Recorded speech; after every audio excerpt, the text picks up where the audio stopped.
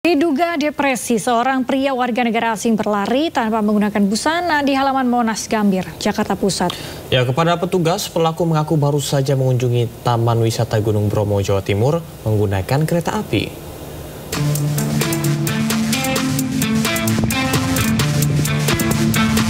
Pria warga negara asing ini ditangkap petugas TNI dan Satpol PP lantaran melakukan aksi di luar nalar di halaman Monas Gambir, Jakarta Pusat, Selasa siang. WNA tersebut kabarnya nekat berlari tanpa busana dan alas kaki, mulai dari pintu gerbang timur hingga masuk ke dalam Monas. Aksi nekat itu diketahui petugas yang terkejut melihat WNA itu tiba-tiba berlari tanpa busana. Meski semula tidak mau berbicara, namun akhirnya dirinya mengaku bernama Victor, berusia 36 tahun, asal Rusia. Dirinya mengatakan baru tiba di Jakarta dengan menggunakan kereta api usai mengunjungi Taman Wisata Gunung Bromo, Jawa Timur seorang diri. Sementara kartu identitas dan paspor telah dirusak oleh dirinya saat baru tiba di Indonesia. Diduga, si WNA ini mengalami depresi akibat beban pikiran. Yogyakarta before? When? You come here? Yeah, With who? just alone. Yeah, I come to airport, but then I had my passport, so I couldn't fly. Why? Because I'm a Jew. Gila. Usai diberikan makan dan dimandikan, WNA tersebut kemudian dibawa petugas ke Polres Metro Jakarta Pusat untuk diperiksa lebih lanjut sebelum nantinya diserahkan ke pihak imigrasi Jakarta Pusat. Dari Jakarta Pusat, Rani Sanjaya. Ya, menjelang Hari Buruh 1 Mei esok, rumah Ketua Serikat Buruh di Medan, Sumatera Utara justru menjadi sasaran teror bom molotov oleh orang tak dikenal. Ya, pelaku datang berboncengan motor, melemparkan bom molotov ke dalam rumah korban.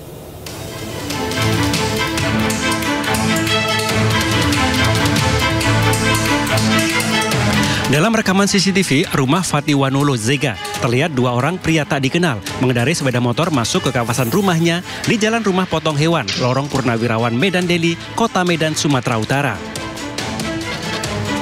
Salah seorang pelaku menyalakan api dan langsung melempar molotov ke rumah korban. Setelah berhasil melempar bom ke depan pintu rumah, para pelaku langsung kabur. Kobaran api sempat membakar teras rumah, namun tak lama kobaran api padam dengan sendirinya. Fatiwanolo Zega mengatakan teror yang dialaminya terjadi pada pukul 03.49 pagi. Saat itu ia dan istrinya tengah tertidur dan mendengar suara letusan keras dari luar rumah. Korban menduga teror yang dialaminya berkaitan dengan permasalahan buruh yang ditanganinya. Dan saya sudah adukan ke polisi, hasil CCTV-nya itu tadi saya sudah serahkan ke pihak polisi, kepolisian Sumatera Utara, dengan harapan itu bisa diusut tuntas lah. Karena apa yang saya alami pagi ini di rumah saya bukan teror kepada saya pribadi, tapi ini teror kepada penegakan hukum di Indonesia ini, teror kepada kepolisian dan pengawas ketenagakerjaan. Setelah membuat laporan ke Polda Sumatera Utara, korban berharap polisi bisa mengungkap dan menangkap pelaku karena telah merugikan dan mengancam nyawa korban. Dari Medan, Sumatera Utara, Yuda Bahar, iNews melaporkan. Rumah mewah milik mantan pejabat Mahkamah Agung Zaraf Richard di kawasan Senopati, Jakarta Selatan digeledah petugas Kejaksaan Agung. Ya, ditemukan uang senilai 920 miliar rupiah atas kasus dugaan tindak pidana pencucian uang atau TPPU. Tim penyidik Jampisus Kejagung menggeledah rumah mewah mantan pejabat Mahkamah Agung Zaraf Richard di kawasan Senopati, Jakarta Selatan pada Oktober 2024 lalu. Dari rekaman video terlihat penyidik menyisir beberapa kamar serta ruangan di rumah Zaraf Richard. Penyidik juga menggeledah lemari dan mengamankan sejumlah dokumen dari salah satu kamar. Dari penggeledahan ini, penyidik diduga menemukan catatan terkait penanganan perkara oleh Zaraf Richard. Tak hanya itu, tim Jampisus juga mengamankan tumpukan uang di dalam sejumlah kontainer box. Di dalam kontainer box setinggi lutut ini, terdapat bergepok-gepok uang memenuhi box tersebut. Penyidik dan pihak bank pun menghitung tumpukan demi tumpukan uang. Dan jumlahnya tidak main-main, yakni senilai 920 miliar rupiah dalam berbagai mata uang asing. Seperti dolar Amerika Serikat, dolar Singapura, dolar Hong Kong, euro, serta mata uang rupiah. Masih di kamar itu, tim Jampisus juga mendapati box yang berisi uang hingga emas batangan. Setelah dihitung, emas batangan tersebut seberat 51 kg.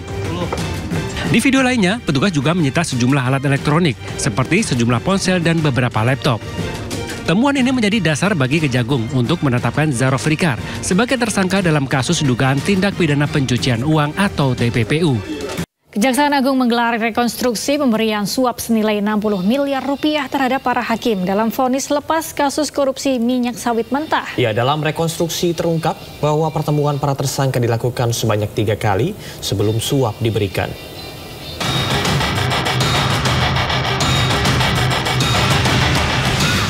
Kejaksaan Agung Republik Indonesia menggelar rekonstruksi pemberian suap dan gratifikasi senilai 60 miliar rupiah untuk para hakim pemberi vonis lepas kepada 3 terdakwa korporasi dalam kasus korupsi izin ekspor minyak sawit mentah.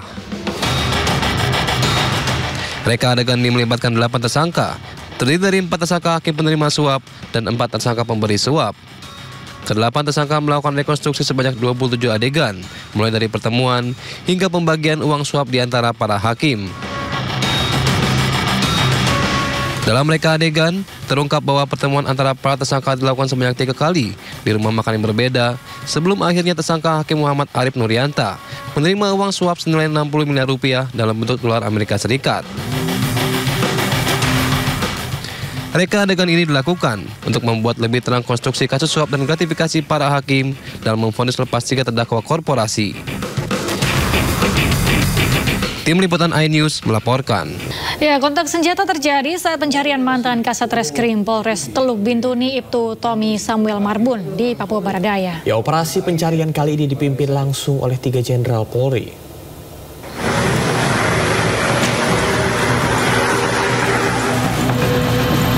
Jenderal Tinggi Polri memimpin langsung operasi SAR Alpha Bravo Moskona 2025 di Papua Barat Daya.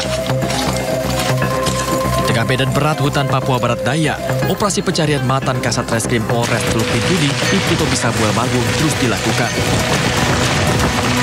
Sebanyak 521 personel gabungan dikerahkan menyusuri wilayah pencarian melalui jalur darat, sungai hingga udara.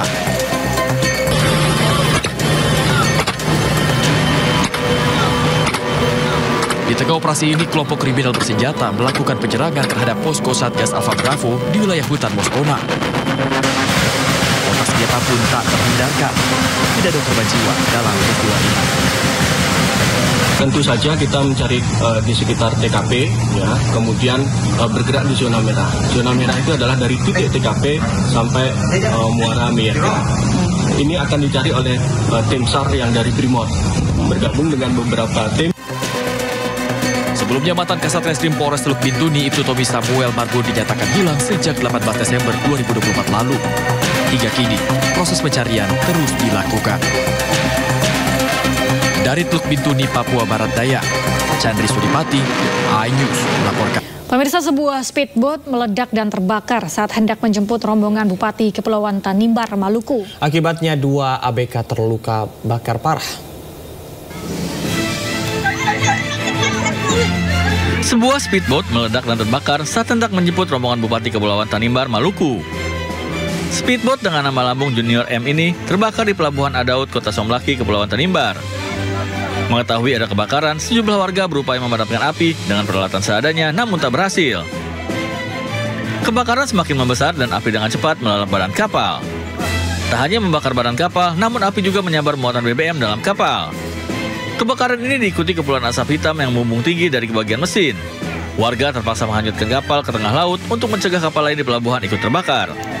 Kapal terbakar saat bersandar di pelabuhan dan menjemput rombongan Bupati Riki Jawarisa yang hendak menuju Selaru. Waktu katong sementara bermain, lalu ada orang lari-lari rame-rame pergi di pantai, lalu katong ikut saja. Lalu pas lihat begini ada speed yang kebakaran. Ada masyarakat beberapa yang sudah turun untuk paksa untuk memadamkan api, tapi tidak bisa, makanya speednya langsung ditarik ke laut saja agar speed yang lain yang kena. Tak ada korban jiwa dalam musibah ini, namun 2 orang ABK alami luka bakar serius. Kerugian yang dialami pemilik kapal mencapai 650 juta rupiah. Polisi Selaru masih melakukan penyelidikan untuk mengetahui penyebab pasti kebakaran, apakah ada unsur kelalaian. Dari Maluku, Juanda Sari, iNews melaporkan.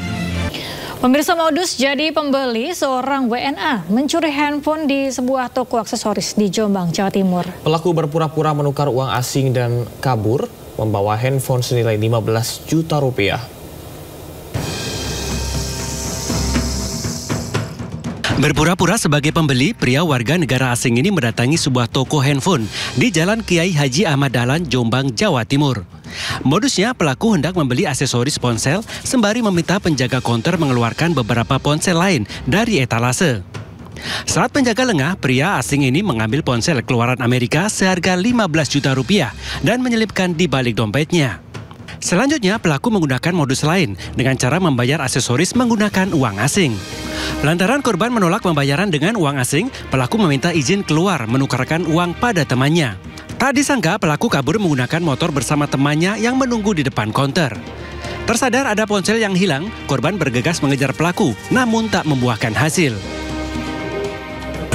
Karena nggak fokus lah kayaknya, HP-nya udah dibawa, terus pas mau HP yang di atas ini mau dimasukin ke etalase, HP-nya udah nggak ada, terus baru sadar itu HP-nya udah hilang, udah dibawa sama WNA-nya. Dengan membawa bukti rekaman CCTV, korban melaporkan kasus pencurian ini ke pihak berwajib. Dari Jombang, Jawa Timur, Mukhtar Bagus, iNews melaporkan.